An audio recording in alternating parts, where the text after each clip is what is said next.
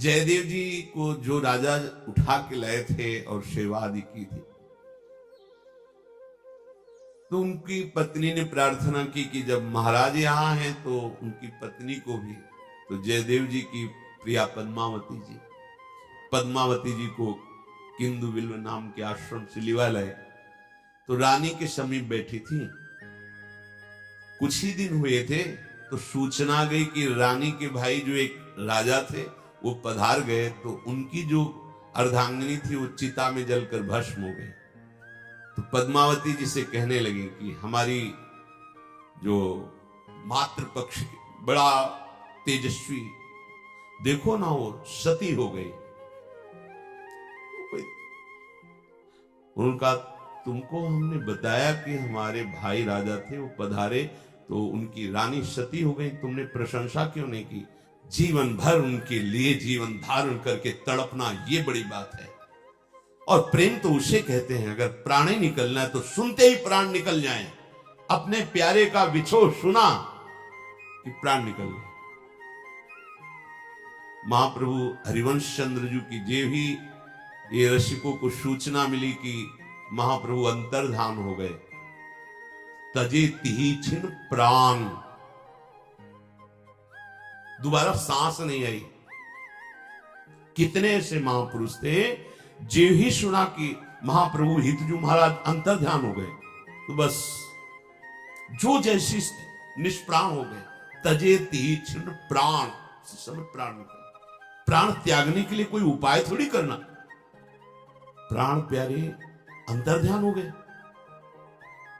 जो जहां वैसे ही प्राण छूट गए। प्रेम एक अलौकिक वस्तु है। जब विठल विपुल देव जी ने सुना कि स्वामी जी अंतर्ध्यान हो गए, उसी समय आंख में पट्टी बांध दी, ना अन्न न जल न देखना। अब बस तो हरिराम व्यास जी को बहुत पीड़ा हुई।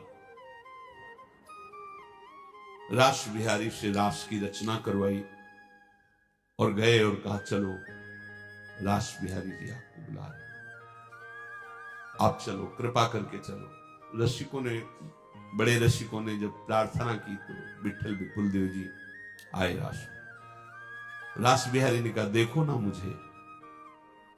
हरिराम व्यास जी ने पीछे से पट्टी खोली, जी देखा और कहा स्वामी जी कहां है?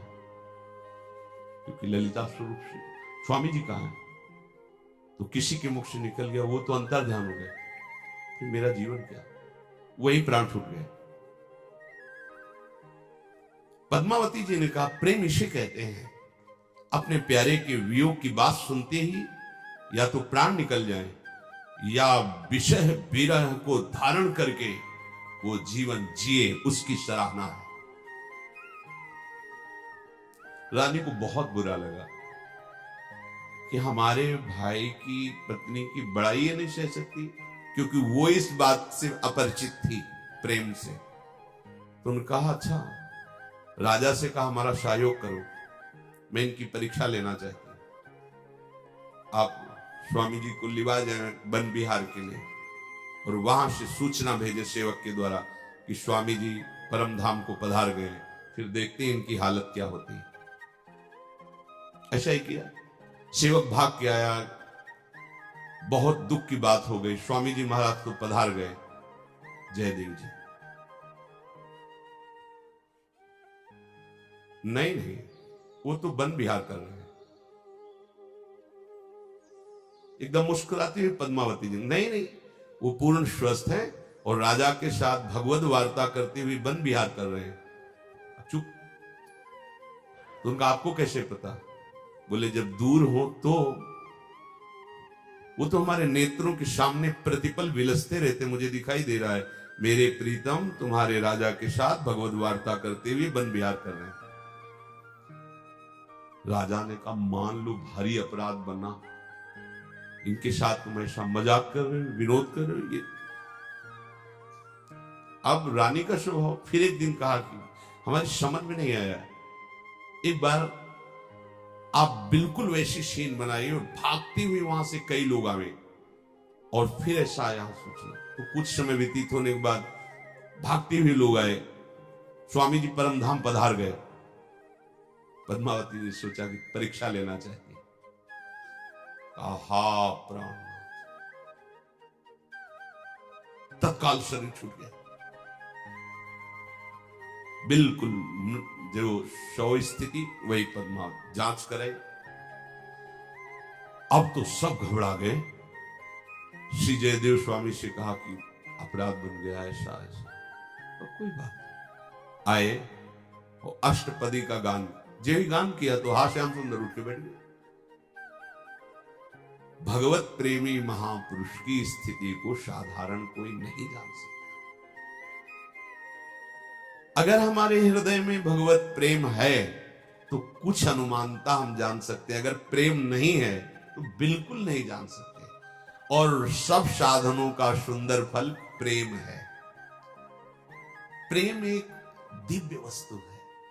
ये जब हृदय में स्फुरित होता है तो रिद्धियां, सिद्धियां, मोक्ष, वैभव, ये सब कड़ुआ लगने लगता है। इसीलिए प्रेम का पथिक तो कोई बिरला ही होता है।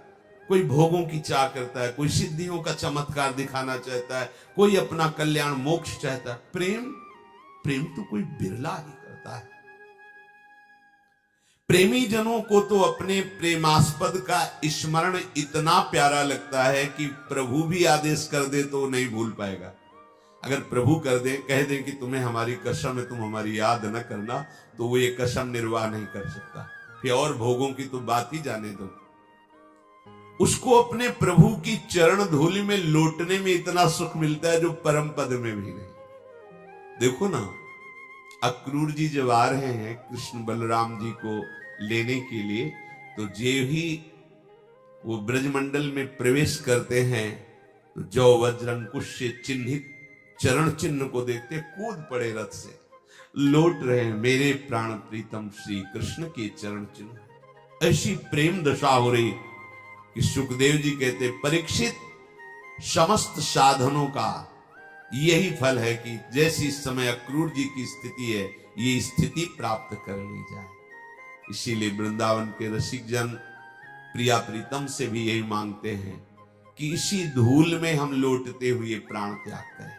ये परम सिद्धि।